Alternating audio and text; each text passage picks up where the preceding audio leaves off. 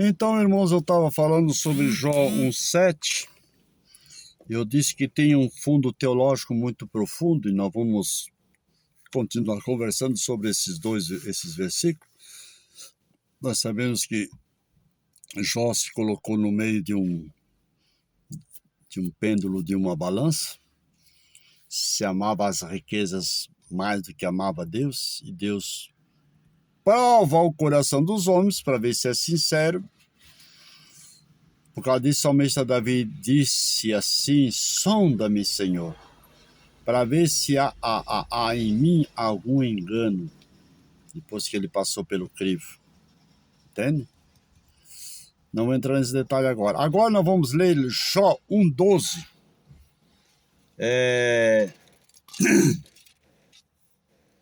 1,12. E disse o Senhor a Satanás: eis que tudo quanto tem está nas tuas mãos, somente toca contra ele, e não estendas a tua mão. E disse o Senhor a Satanás: eis que tudo quanto tem está nas tuas mãos, somente contra ele não estenda as tuas mãos. E Satanás saiu da presença do Senhor. É engraçado.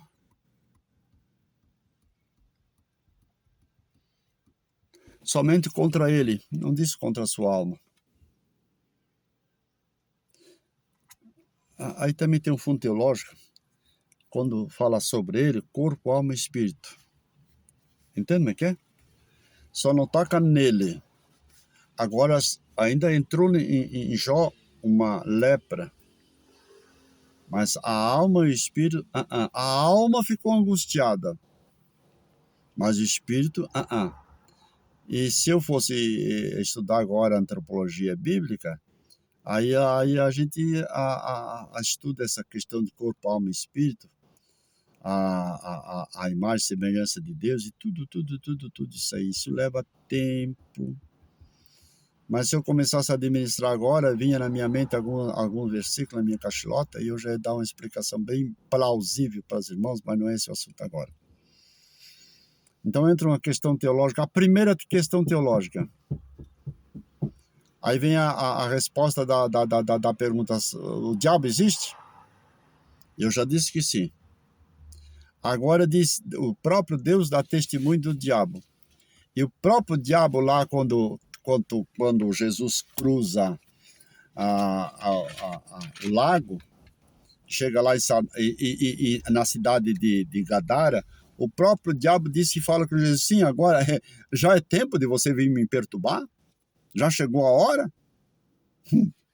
Deu para entender? Então já começa a entender.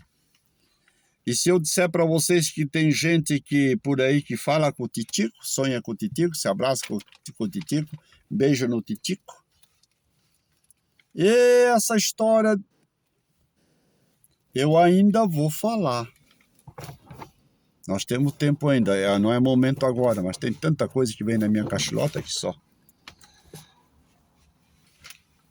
Uma época, irmãos, eu vou falar depois sobre Isaías 14. Satanás era um querubim de Deus, ungido.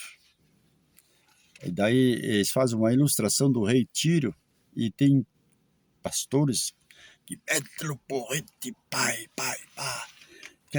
que a interpretação é literal, que não tem nada com espiritual, e mete o porrete em nós, em mim. Se ele me ouvisse falar isso, ele vinha aí e queria até me bater de cinta, e porque diz que tudo é literal, mas tem simbólico, entende o que é? Tem parábolas, tem síntese, tem um monte de coisas, entende? A tipologia, a simbologia, tanta coisa assim na Bíblia que deixa a parte de lado. Não eu vou fugir do assunto de novo. Vamos ser mais específico. Quando o diabo desceu do céu como um raio, como disse Jesus, ali em 10, 18 de Lucas, disse para os discípulos, ele estava diante de Deus como anjo de luz entre as pedras afogueadas. Depois nós vamos ler o versículo. E aí até que encontrou maldade no seu coração, orgulho, e ele disse: eu serei semelhante ao Altíssimo e subirei mais alto do que o Altíssimo, mais elevado. Depois nós vamos entrar no capítulo 4 de São Mateus, daí nós vamos entendendo a teologia de Satanás. Entende? Não, mas não é teologia. Teologia é doutrina de Deus. Agora escapou a palavra mínima. Então, demonologia de Satanás. É estudo sobre os demônios. Tinha um período que Satanás ele tinha acesso perante Deus, correto? E aí aparece lá em Zacarias também, que ele chegou diante de Deus e acusou o profeta, o sacerdote. Olha lá, olha lá, olha lá. Que teu servo tá feio, entende? Em outras palavras, tá todo cagado. E Deus disse: não, esse é um tição tirado do fogo. Aí mandou os seus anjos falar e bota uma mitra na cabeça do sacerdote Zacarias. E falou mais alguma coisa lá, dizendo que os pecados deles estavam perdoados, porque Satanás é acusador. E tinha uma época que, ali como diz em Jó 1:7 e 1:12, Satanás passeava pela face da terra, viu Jó, e foi lá diante de Deus e se intrometeu lá. Tinha uma crença, e era, de que o diabo vivia entre tem a atmosfera, a ionosfera, a estratosfera e lá em cima, entende? E ele além, ele passeava, ele tentava. Ele é abelhudo. Ele não possuía o reino do céu porque já tinha sido expulso do céu e a terça parte de anjo com eles. Então ele chegava diante de Deus para nos acusar. E olha que acusava, e olha que acusava, e olha que acusava. Deus é uma história de um pregador, um conta de um jeito, outro conta de outro, mas que ele teve um sonho, ou uma visão, que o diabo mostrou para ele, não sei se foi lá Martim Lutero ou outro tal. Não importa quem foi a pessoa, mas que o diabo se apresentou diante dele, num sonho, numa visão, não sei, e colocou assim, todos os pecados dele. Olha, tu aí, estás olhando para mim, seu cara de... naquele dia tal e tal, tu falou tal coisa, tu fez tal coisa, tu fez... tá tudo aqui, ó. E o cara foi olhando. Diz, barbaridade. Nessa ele não mentiu, não. Essa ele, porque tá na consciência da pessoa. Aí ele disse, não, tens razão, rapaz. Até ontem eu olho, mas tu és um filho da P, né? Tô pé da vida. Tu é perigoso, Satanás. Tu tá na minha mão, caboclo. Tá que nem lagarto. Ou tu fica na minha mão, ou tu solta o rabo e se manda. E o servo de Deus disse, não é isso, seu. Tu esqueceste de uma coisa, de marcar ali. Só mais de uma coisinha. O que foi que eu esqueci, cara? Esquecesse que o sangue de Jesus Cristo tem poder para perdoar todo o pecado. Satanás, ó. Então, todos os dias, irmãos, na nossa oração, nós temos que pedir perdão a Deus. E dizer, Senhor, sonda o meu coração. E não deixa o acusador vir me acusar. Aí o diabo sempre tenta passar até o dia, para encurtar minha conversa, ser muito rápido, para você não cansar, até o dia em que Jesus disse, deu o brado. Na cruz do Calvário está consumado. E ele desceu à mansão dos mortos e pegou a chave da morte e do inferno. Satanás não tem mais domínio sobre a nossa vida e nem para entrar na presença de Deus, porque Jesus está à destra do Todo-Poderoso. É Ele que, através do seu sangue, nos remiu de todo o pecado. Então, do crente, ele não pode chegar lá e acusar. E do pecador, porque já é dele, perdeu a graça do titico, calça curta. Deu para entender? E agora vamos para o capítulo 4 de São Mateus. fala sobre a tentação de Jesus no deserto. Jesus foi tomado pelo Espírito para ser conduzido, foi conduzido pelo Espírito ao deserto para ser tentado por Satanás. E lá no deserto, um dia eu escutei uma pregação, eu queria bater no coitado do irmão. Ele dizia, e o diabo pegou Jesus e carregou para o deserto. Ele foi conduzido pelo Espírito para ser tentado. E lá, como Deus se manifestou-se para Moisés lá no deserto, o diabo se manifestou para Jesus, porque ele existe. Ele incorpora num gato, num rato, num cavalo, num porco, até numa criança. O quê? Como é que é, irmão José? Até numa criança. Mas a criança é inocente, não tem pecado, mas é um corpo vivo. Eu tinha um cavalo que era endemoniado, você sabia? Pois eu conto. Só para botar um melzinho em você, para você ficar assim. Tu é maroto, né? Em criança também. Irmãos, eu tenho tanta experiência com o titico. Cadê se eu não cutuco ele com vara curta, não? Deixa ele lá onde tá. Vá ficar com a tua turma lá e me deixa aqui com o Pai, o Filho e o Espírito Santo. Não dou lado para ele. É que nem aquela história daquele menino. Já vou falar em Mateus 4. Calma, sossega, leãozinho. Apressado. A história daquele menino que o professor, já falei isso, vamos falar de novo. Eu estou falando do titico. O professor deu uma aula de religião para os meninos, só que o professor era ateu. E ele formalizou mais as peripécias do Satanás do que a misericórdia e o amor de Jesus. Mas ali tinha no meio da molecadinha um filho de crente, que o pai levava ele na escola dominical, nos cultos. Não deixava o filhinho em casa assistindo televisão, nem os desenhos, nem ir para o campo de futebol. Eu tinha um presbítero, numa certa congregação, que ele vinha para a escola dominical e deixava a criança em casa. Naquele tempo, a Assembleia de Deus não tinha um costume de, por exemplo, doutrinava os crentes para não ter televisão em casa. Depois entrou. É outra razão pela qual... Tá, é triste a história, mas outro dia eu conto. Nem vou contar no ar, porque aí os irmãos pensam que eu tenho alguma coisa contra a minha igreja. Não tenho. Contra a igreja não tenho nada, mas contra certos líderes...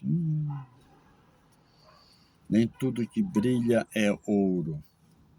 Nem tudo que me diz Senhor, Senhor entrará no reino dos céus. Escreve isso, querido.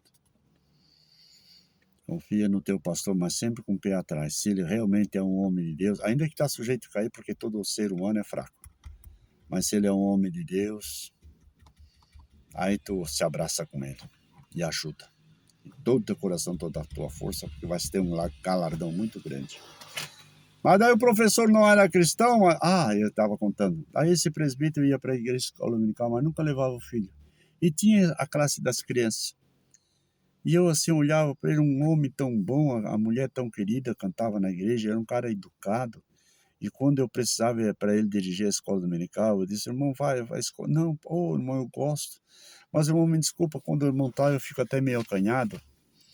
Mas então, se o irmão precisar sair, daí eu faço a escola dominical. E daí eu tenho mais liberdade. Com o irmão ali eu fico meio embaraçado. E ele era sincero, irmão. Ele era sincero mesmo. Então, de vez em quando eu dou uma escapadela. Você pode dirigir a escola dominical? Posso, irmão. Ele ficava até contente. Eu dava uma gazeadinha, sabe? Dava uma gazeadinha e ele ficava lá. Sempre Deus abençoava. Ele sempre tinha uma boa palavra. E eu ficava com o pé atrás com ele, sabe por quê? Porque o filho dele não vinha para a escola dominical. E um dia ele me convidou para almoçar na casa dele, eu fui almoçar na casa dele, quando chegou na casa dele, o filho estava lá na casa da avó, assistindo TV, tadinho da criança. Aqueles desenhos animados, tal, nada de malícia. Tá bom. Nada contra. Outro dia eu estava na escola dominical e ele estava. também. Naquele dia veio uma palavra assim. Me lembrei do filho, quando ele chegou, todo animado, tadão. E o tadinho em casa. Aí eu ministrando a escola dominical e tal, eu disse, irmãos, tem pais que botam o filho na porta do inferno. Ele nem precisa empurrar. Ou o diabo faz puxa, ou o diabo pega na mãozinha da criança e dá um passo, meu anjo, a criança cai no abismo.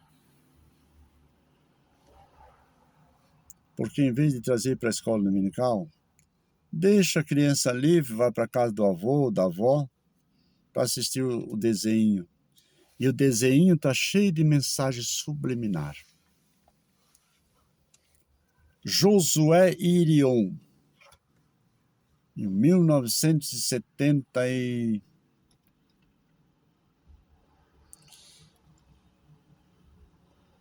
1980, mais ou menos. Ele pregava sobre a Disney. Naquele tempo a Globo passava esses filmes em tudo da Disney. E as mensagens subliminares que aqueles desenhos da Disney tinha. Eu me lembro até hoje quando ele falava assim, ó, daquele leão, mais espécie de um gato, eu esqueci o nome daquele, que era bem, entende como é que é? Homossexual, e falava com uma voz mansa. Já viram o leão se comportar dessa maneira? A mensagem subliminar para a criança, que quando via um desses, a criança olhava no indivíduo humano e refletia aquele incorporado no leão. Deu para entender? E ele tinha, por exemplo, assim, se lembra da Magali? Da Magali era aquela figurinha assim daquela menina braba. E que esqueci, os outros dois vinham brincar com ela, ela dava aquilo na cabeça, com o bonequinho dela na cabeça e brincava e tal.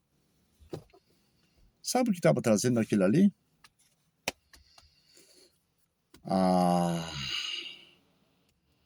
As feministas,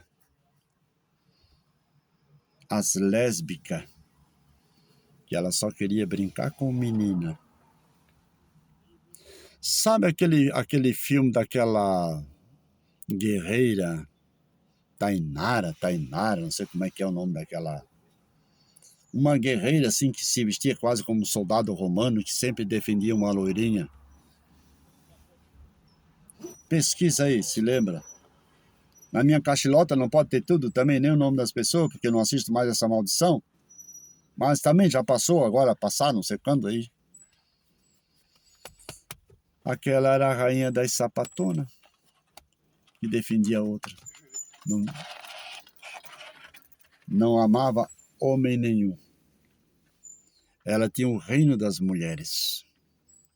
E alguns homens intrometidos chegavam lá, porque era assim, daí havia conflito entre as mulheres. E no fim o camarada tinha que ser expulso. E daí outras fugiam de atrás deles. E aí ela ia defender aquela para convencer aquela de que o homem não era lésbica e feminista. Calma, tem mais. Você que deixa os teus filhos na frente da televisão. Depois não sabe por que eles estão endemoniados. Não, pastor, pelo amor de Deus, meus filhos nunca ficam endemoniados. Não, é? Eles estão com uma barejeirinha dentro da cabecinha deles e você nem percebe, seu Tom. Os meus filhos eu cuidei. Vai lá, dou o telefone, o endereço, vai lá, conversa com os três. Um está nos Estados Unidos, está mais longe, mas também dou o telefone dele. Como é que foi a tua educação, assim, os relacionamentos assim, com teu pai e a tua mãe? E a mulher estava, junto. No fim também se desviou-se, porque o Titico também botou uma varejinha na cabeça dela, pensou que era grande e tinha conhecimento mais do que eu. Daí levou a televisão para dentro de casa e também já era um adulto. tinha que fazer trabalho da faculdade e tinha que ter uma televisão. Um computador não bastava. Mente que eu gosto. Deu para entender? Quando eu cheguei numa cidade, quando eu cheguei em casa, lá tem aquela, olha, pai, coisa linda. Então bota bem na sala aí que eu também quero assistir. Vendo o que estava assistindo. De repente eu ia lá, vamos mudar de canal, vamos passar para as coisas sadias.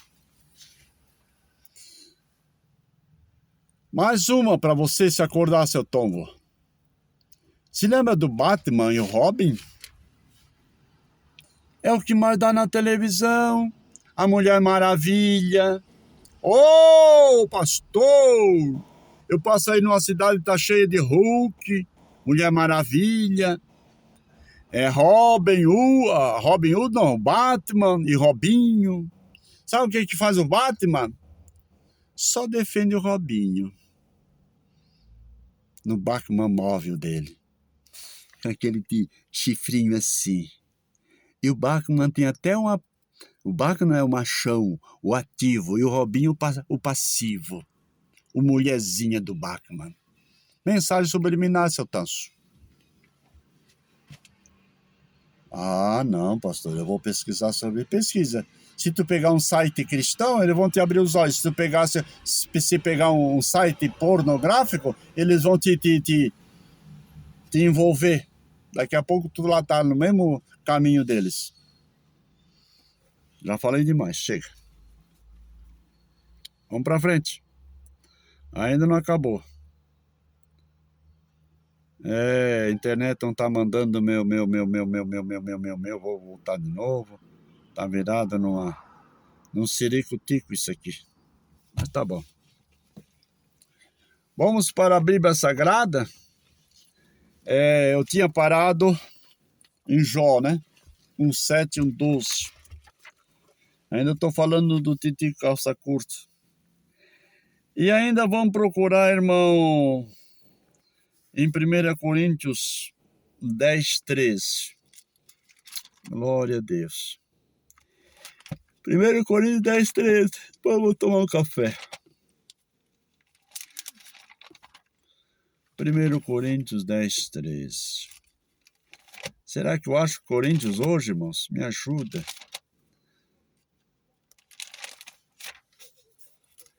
1 Coríntios 10:13. Vamos ver o que diz aqui.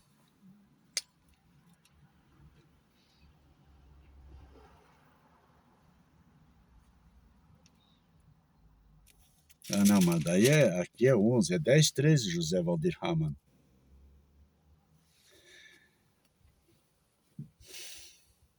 10:12.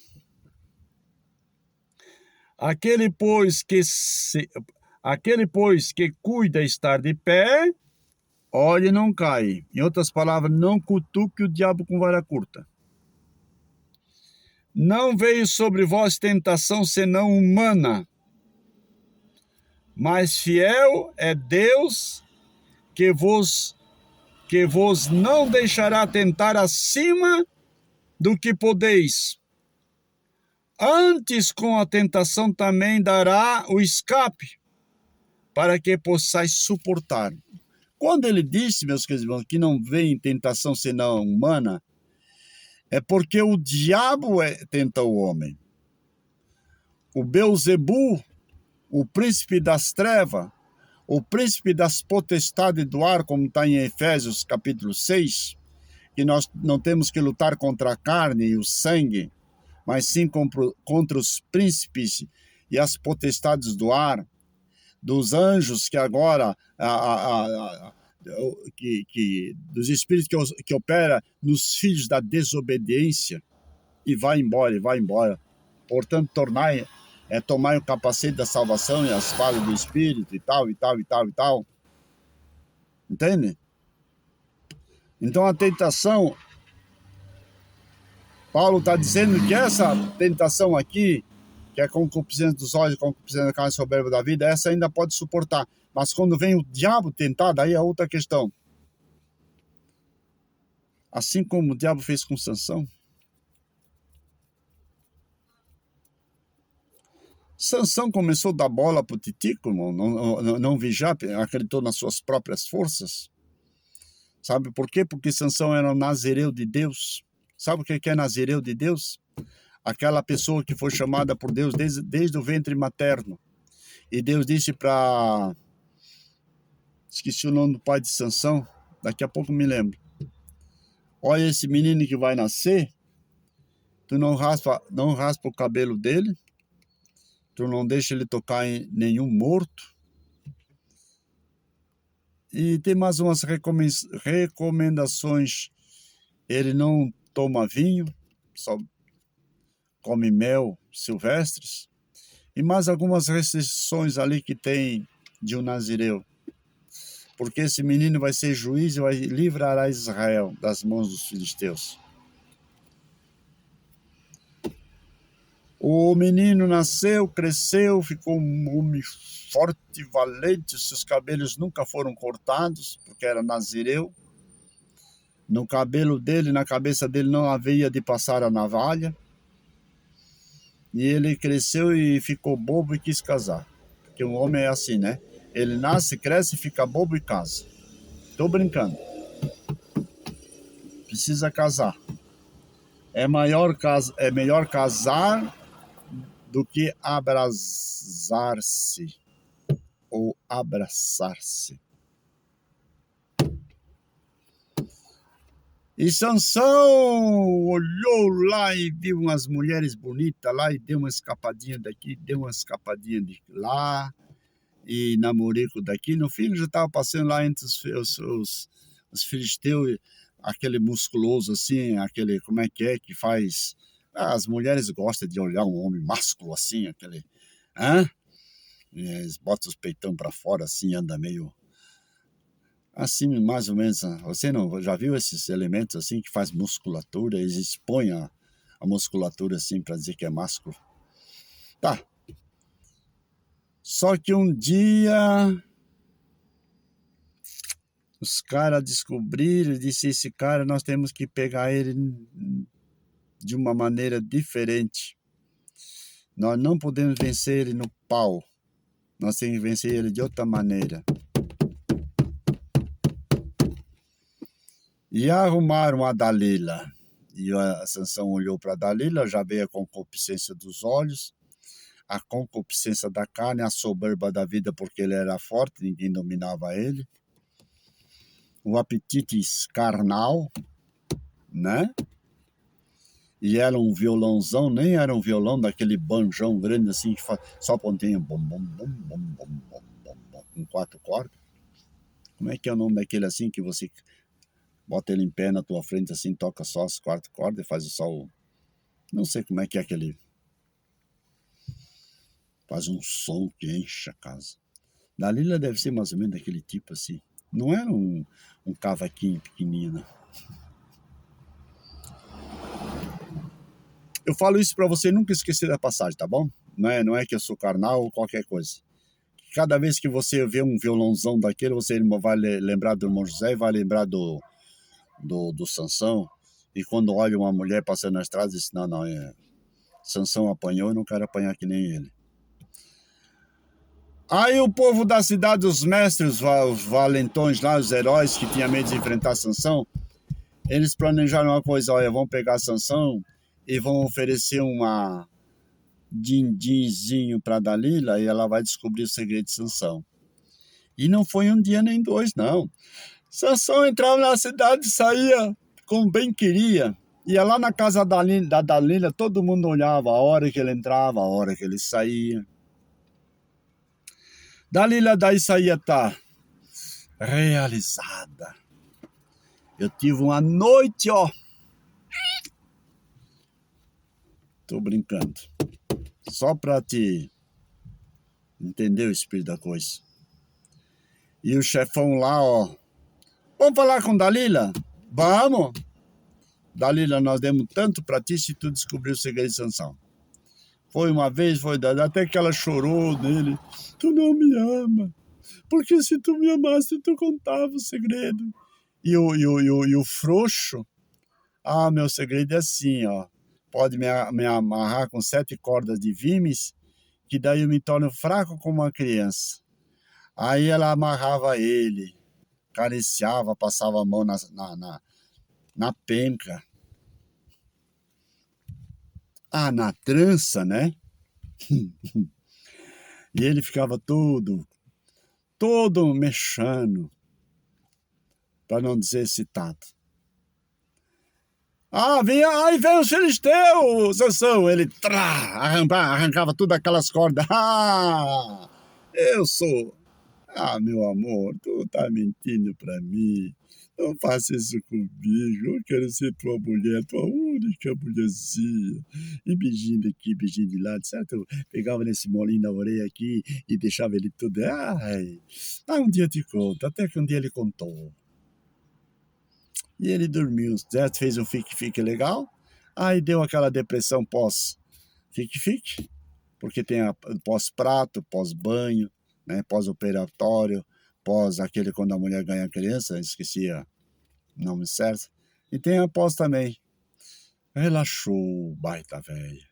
E ela foi com a tesourinha, cortou as duas tranças de Salomão, porque da penca ela não queria. Deixou a penca. De repente ela gritou: eis o inimigo, Sansão. Ele pulou, quando pulou já se sentiu-se um homem, que nem um balão furado. Aí pegaram, levaram ele, furaram os olhos, ficou na masmorra lá não sei quantos anos, até que a consciência veio e ele disse para Deus: Senhor, que morra eu com os filhos teus, mas não deixe de cumprir o teu propósito na minha vida. E a Deus ainda deu, porque